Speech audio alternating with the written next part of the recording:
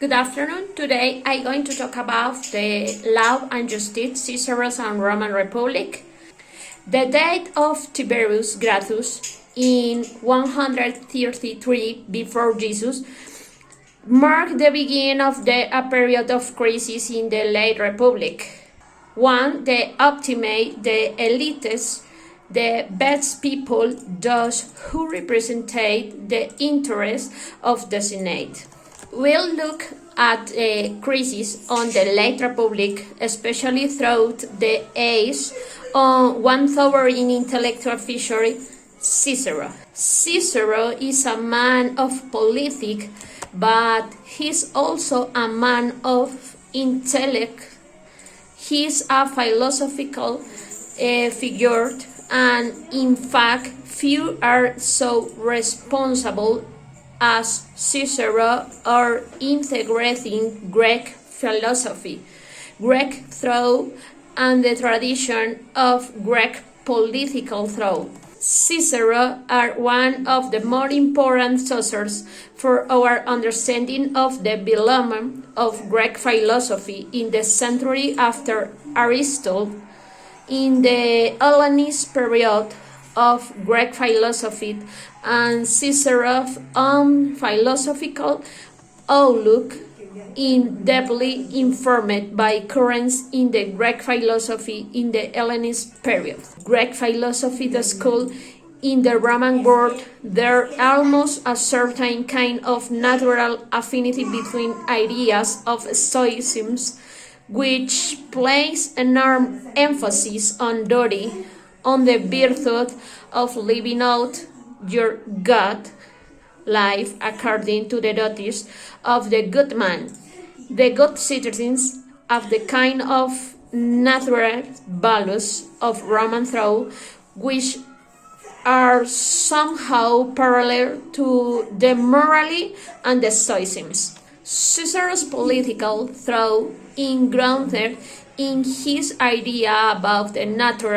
of the Republican Constitution, the way that Cicero thinks about constitutional law is influenced by the Greek tradition of constitutional thought that runs all the way back through Aristotle ever beyond. Cicero thinks that there are three kinds of constitutional: monarchical, aristocratic, and democratic.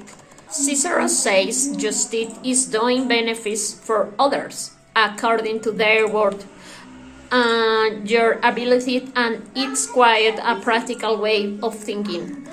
Cicero's constitutional thought is grounded in the idea that the Roman aristocracy best element in Roman society, and therefore they should have the most power thinking a balanced systems. In our last lesson, we look at the career of Tiberius Gracchus, a great political figure, a reformer in the late Republic, whose career represents the beginning of a new phase of crisis in the late Republic.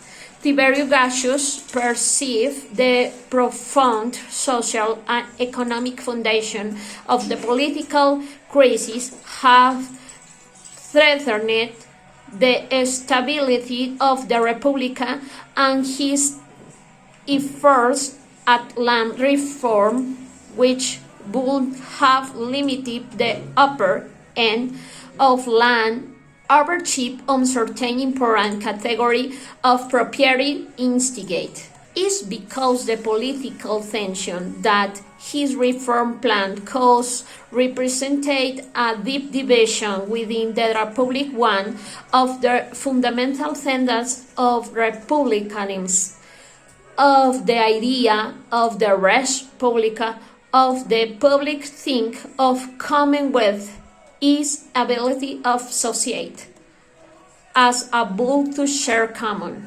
The Constitution is the order of society, is the order of political life, and the Roman case is on right a body of powers, tradition, and rituals that have authority, that have legitimacy within this society, and they reform the political efforts of Tiberius as dangerous within that the context precisely because they innovate. 13. And this order never to live under a monarchy against and the assassins the Tiberius Gaius believed that they acted in that tradition. Only 10 years after the death of Tiberius, his brother Gaius Gracchus again ran for office on the campaign of land reform to try and restore the foundation of the Republic by distributing land to most farmers, especially to veterans, and to reestablish the ideal of the citizens. The council in 123 have the Senate decree an emergency decree, what was called the Senatus Consult Ultimatum, the ultimate decree on the Senate.